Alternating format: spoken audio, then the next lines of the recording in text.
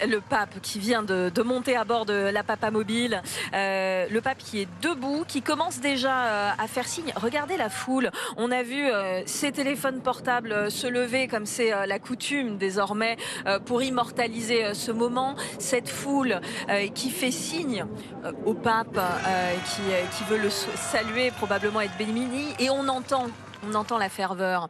Cette ferveur, elle fait penser, elle accompagne à chaque fois le pape, quel qu'il soit d'ailleurs. Il n'y a pas plus de ferveur pour François que pour Benoît XVI ou Jean-Paul II. Alors c'est vrai que en tout cas pour les croyants, le pape, quel qu'il soit effectivement, soulève cette allégresse. Pourquoi le pape? Parce que je dirais déjà dans la tradition catholique, il est le successeur de Saint Pierre, qui a lui-même été investi par Jésus en personne. Voilà, pour représenter en quelque sorte le Christ. Le pape est le vicaire, le représentant du Christ sur terre, et donc aux yeux des croyants, je dirais, ça soulève la même allégresse. Après, suivant la personnalité des différents papes, il y a une manière de toucher différemment le grand public. Et là, François, de ce point de vue-là, bat des records. On voit même des gens qui courent pour suivre ce convoi. Arnaud. Non, je pense qu'effectivement le pape suscite toujours beaucoup d'enthousiasme, et c'est vrai qu'ici en Corse, j'ai parlé avec beaucoup de Corses, il y a quand même un mot qui revient beaucoup, c'est la fierté. Une forme de reconnaissance aussi. En venant, le pape symboliquement dit: vous êtes aimé du pape, vous êtes aimé de l'Église, vous êtes membre de l'universalité de l'Église. Et ça, pour une île qui se sent parfois en périphérie, c'est une forme de reconnaissance qui est très importante. Regardez ce qui est en train de se passer. On a aperçu un homme avec un enfant dans les bras. Probablement la première image forte de cette visite. Regardez le pape qui a touché cet enfant. C'est une sorte de tradition, être touché par le pape, et notamment que le pape touche les enfants. Oui, c'est vrai que c'est une image qu'on voit quasiment à chacun de ses déplacements. Et voilà, c'est quelque chose que François lui-même affectionne particulièrement. C'est l'image même de la paternité. Au fond, c'est une paternité spirituelle, hein. Et donc, effectivement, d'amener au pape, surtout là, maintenant, 10 jours avant Noël, un nouveau-né, on est vraiment dans une... voilà, dans une chaleur, une symbolique la plus tendre et la plus simple qui soit. Rebecca Blanc-Lelouch, vous êtes à quelques mètres de cette Papamobile. Elle avance vers vous. Décrivez-nous l'atmosphère autour de vous. Écoutez, on sent les gens qui commencent à se réjouir, à se lever, à sortir leur téléphone portable. Vous pouvez le voir sur les images de Marc. On sent un engouement, voilà, très fort. Des applaudissements. Voilà, je vous laisse entendre cette joie qui résonne, qui rayonne ici. Et ce public qui est venu parmi nous, voilà, de la Papamobile. C'est juste devant nous, ça. Salut. On entend très mal Rebecca Blanc-Lelouch. C'est normal parce que la communication n'est jamais très bonne quand il y a des dizaines, des milliers de personnes au même endroit. Qui n'a pas vécu un moment pareil, un moment de ferveur populaire autour d'un pape, ne peut pas vraiment comprendre ce qui est en train de se passer sous nos yeux. Samuel, Arnaud, je ne sais pas si vous avez déjà vu le pape assister à des moments pareils, mais décrivez-nous ces moments. Je les compare généralement à ces moments où apparaissait la reine d'Angleterre, Élisabeth II, où on entendait comme à la fois un souffle et comme si la foule se figeait pour une personne. Oui, on a l'impression d'une espèce de hola permanente sur son passage. Et c'est quelque chose de profondément touchant. C'est vrai qu'on peut parfois entendre, oui, c'est pourquoi porter une personne de façon aussi idolâtre. On n'est pas dans l'idolâtrie du tout, encore une fois. C'est pas la personne du pape qui est, encore une fois, qui est célébrée pour elle-même. C'est ce que le pape représente comme message de paix, comme espérance. Et donc c'est quelque chose qui fait communier, encore une fois, le peuple partout où il passe. Et ça, c'est quelque chose de très beau, de très impressionnant, quel que soit d'ailleurs le contexte social, culturel où ça se déroule. Le pape déplace toujours les foules. Est-ce qu'il fait partie de ces personnalités qui vous emportent, même si vous n'êtes pas catholique, même si vous n'êtes pas infidèle? Oui, alors et c'est particulièrement vrai pour François. Ça l'était aussi avec un pape comme Jean-Paul II, sans doute un peu moins pour un pape comme Benoît XVI qui fédérait surtout les croyants autour de lui. Il faut dire que François appartient à cette catégorie de papes qui font, j'allais presque dire, l'unanimité, presque plus en dehors de l'Église qu'à l'intérieur. C'est une personnalité qui rassemble énormément, dont la manière directe de s'exprimer touche.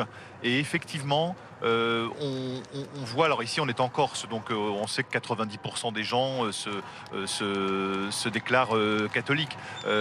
Mais même ailleurs, ça transcende l'appartenance religieuse. On voit cette foule qui accompagne la Papa Mobile. Nous sommes sur le front de mer d'Ajaccio. Cette longue promenade tout au long de laquelle des dizaines, des milliers de personnes se sont massées pour apercevoir le pape. On a à nouveau vu un enfant approcher du pape, porté jusqu'au souverain pontife. Expliquez-nous ce qui se passe autour. Qui sont les personnes qui sont sur cette Papa Mobile? Comment décide-t-on de s'arrêter ou pas? On voit que le véhicule vient tout juste de s'arrêter à nouveau. Arnaud? Excusez-moi, je vois pas très bien sur l'image qui accompagne le pape. Comment décide-t-on de s'arrêter, Samuel? Alors en fait là c'est assez spontané en réalité. Le pape lui-même peut donner éventuellement des indications quand il voit quelqu'un s'approcher. C'est quand même un ballet qui est très réglé, hein, on le voit. Les gens qui l'accompagnent sont très habitués à ce genre de déplacement. On reconnaît Monseigneur Bustillo, le cardinal archevêque d'Ajaccio à côté du pape. Et là c'est en quelque sorte un bain de foule qui est commun. Et le cardinal Bustillo connaît son peuple, connaît Ajaccio, et on imagine que c'est lui aussi qui peut dire ah bah tiens tenez regardez voilà, et laisser les gens s'approcher. On a vu un deuxième bébé qui lui a été présenté, donc on est dans quelque chose là d'assez interactif, hein. Le pape tient à ce moment de proximité privilégiée, et donc là on est dans quelque chose de pas trop contrôlé, minuté. Évidemment il pourrait pas s'arrêter une demi-heure, mais l'idée c'est quand même de laisser s'installer des moments de spontanéité. Ça fait partie de la piété populaire dont on parle. Là on y est complètement. Voilà, ça rejoint vraiment l'objectif et le but premier de cette visite, qui est de valoriser cette piété populaire, cette expression de la foi du peuple. Vraiment, le pape tient beaucoup à ça. Il dit il ne faut vraiment pas ridiculiser, la moquer ou être condescendant, mais plutôt la valoriser et montrer en quoi c'est vraiment important, notamment dans la transmission de la foi. Et tout à fait, ça c'est des gestes qui lui parlent vraiment fortement.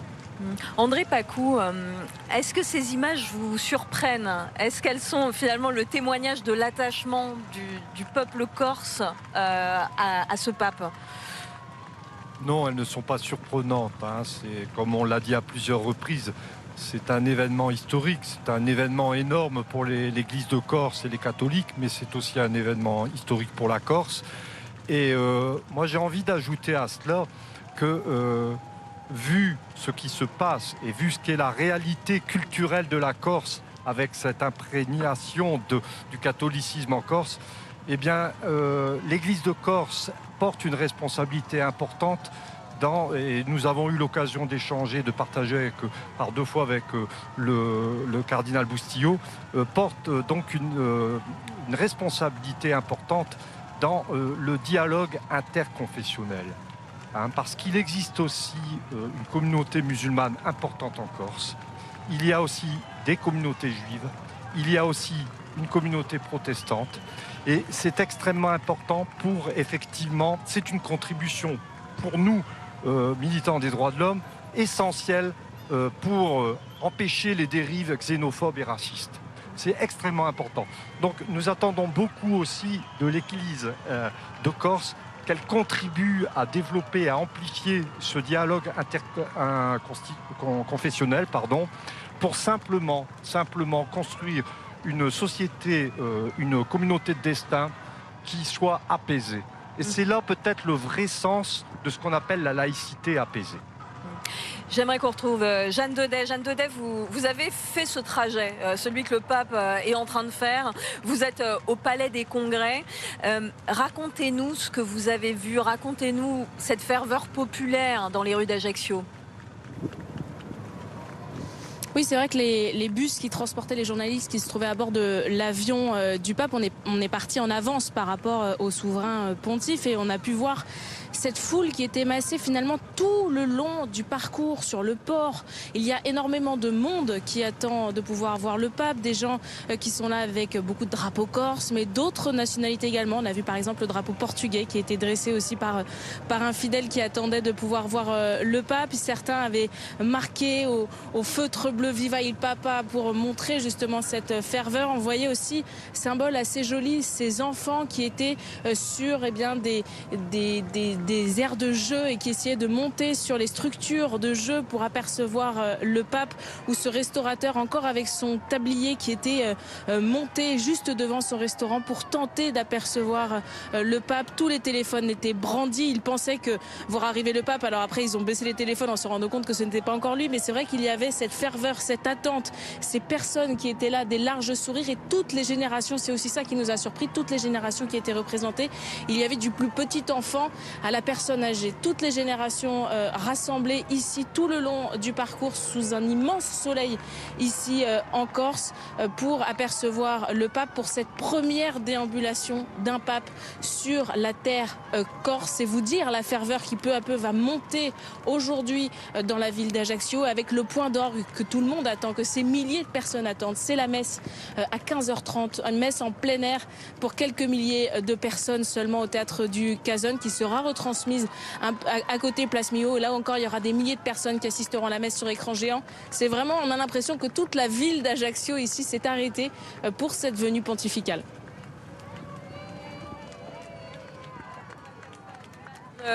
Non plus un bébé, mais une petite fille qui va pouvoir approcher le pape avant de retrouver ses parents.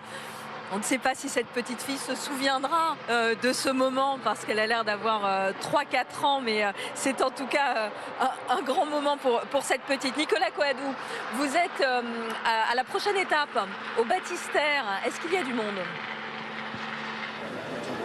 Oui, il y a déjà un petit peu de monde devant le baptistère Saint-Jean. On est vraiment en plein centre d'Ajaccio, et ce groupe de personnes que vous voyez ici, ils sont arrivés il y a maintenant plusieurs heures. Pourquoi ils se tiennent ici ? Vous voyez cette dame qui tient cette pancarte notamment, elle a 108 ans. C'est pour se faire bénir par le pape, parce qu'il va rester une quinzaine de minutes ici, mais il devrait bénir l'ensemble des personnes qui sont ici, bénir également une plaque qui se situe juste à droite. Et juste avant qu'ils repartent, il y a tous ces petits-enfants que vous voyez ici, on en parlait un petit peu plus tôt en plateau, qui répètent depuis ce matin une chanson. En fait, c'est une chorale, voilà, en l'honneur du pape. Il y a beaucoup de monde, et nous, on est notamment avec Camille et François-Marie. Bonjour, merci d'être avec nous en direct, Camille. On était en train de dire, là, vous êtes aux premières loges pour voir le pape. C'était impossible de rater l'avenue du pape en Corse. Impossible. C'était vraiment quelque chose qu'on ne pouvait pas louper. Je pense que c'est quelque chose qu'on aura une fois dans notre vie, et on ne pouvait pas déroger. C'est une fierté qu'ils choisissent la Corse pour venir. Une très grande fierté pour nous, n'est-ce pas, François-Marie ? On en parlait justement avec François-Marie. Il est petit, 4 ans, c'est ça ? 4 ans. Et 4 ans, pour autant, on attend quand même le pape. T'es content de voir le pape, François-Marie ? Oui. Oui. Qu'est-ce que tu vas faire quand il va venir ? Un petit coucou comme ça ? Oui. C'est vrai, ça vous impressionne, vous, qu'à 4 ans comme ça, il y a oui, déjà une... Je suis très excitée depuis hier, et on ne pouvait vraiment pas louper ce moment. Il s'est levé ce matin en disant on va voir le pape. C'était hyper important. C'est génial, ça va être un beau moment. Merci beaucoup, Camille, merci. Et regardez, en plus, ils vont être aux premières loges, parce que le pape, il va passer juste ici, à seulement 2 petits mètres. Il va pas rester longtemps, mais ici, tout le monde l'attend de pied ferme, Ashley. Une fois dans une vie, ils sont en train de vivre un moment historique. Tous ces Corses, tous ces Français également, parce qu'il y a énormément de gens qui sont venus de toute la France pour assister à ce moment. 6000 places sur des vols ont été libérées par les compagnies aériennes pour que ceux qui voulait assister à ce moment puisse se rendre sur l'île de Beauté. On aperçoit à l'instant des pompiers corses avec une statue de la Vierge qui est présentée au pape. On connaît l'attachement du pape à la Vierge.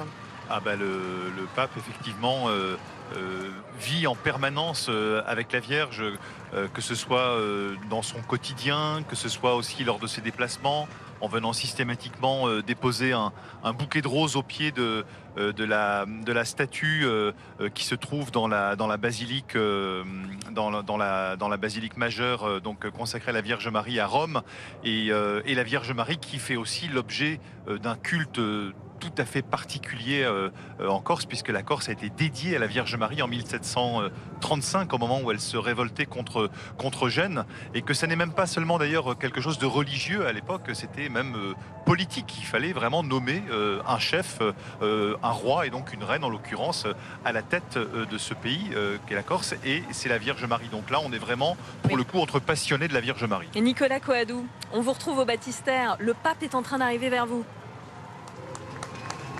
Oui, le pape qui est en train d'arriver, regardez, il y a un convoi que vous voyez sur ces images de Théo Touché. Et écoutez, cette ferveur, ces applaudissements, regardez ce bâtiment, toutes les personnes sont sorties au balcon, drapeau corse, téléphone en main et applaudissements pour l'arrivée du convoi du pape. Regardez l'image de Théo Touché, il arrive. Je vous laisse écouter, profiter un petit peu de cette clameur. Vous voyez, ils attendent ce moment depuis maintenant plusieurs jours, plusieurs semaines. Ils sont là depuis très tôt ce matin. Et là, vous avez le pape François qui passe, vous le voyez, à seulement 1 mètre ou 2 de la foule et qui salue tout le monde de sa main. La voiture qui va s'arrêter, c'est le début de cette étape avec le pape. Écoutez, il y a cette chorale. C'est une trentaine d'enfants qui sont ici depuis ce matin et qui chantent pour le pape. On va écouter pendant quelques secondes. Et bientôt dans la gloire, vous me verrez.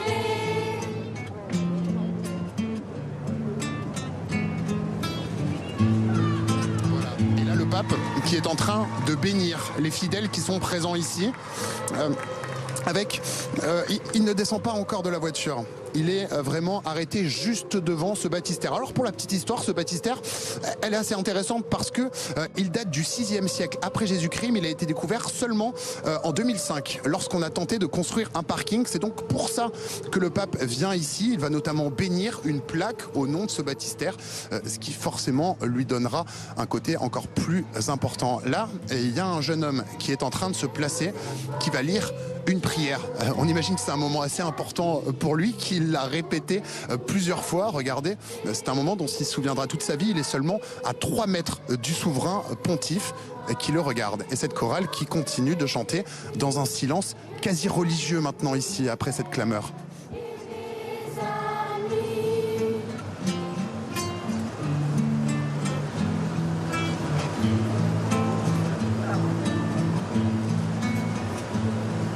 Vous décrire un peu l'ambiance, tout le monde a vraiment des... Ça marche.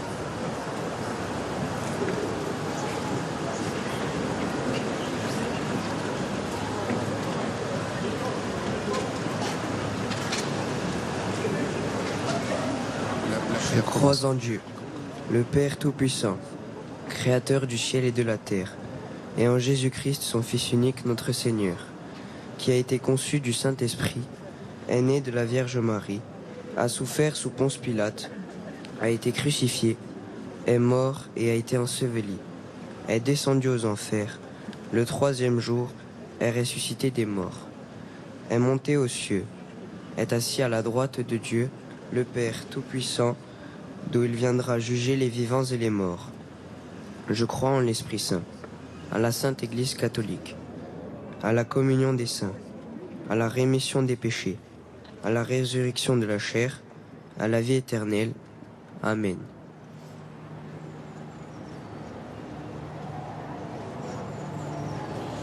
Première prière devant le pape, récitée par cet enfant, le pape qui est toujours aux côtés du cardinal Bustillo et qui veut se rapprocher de cet enfant, qui lui donne un chapelet.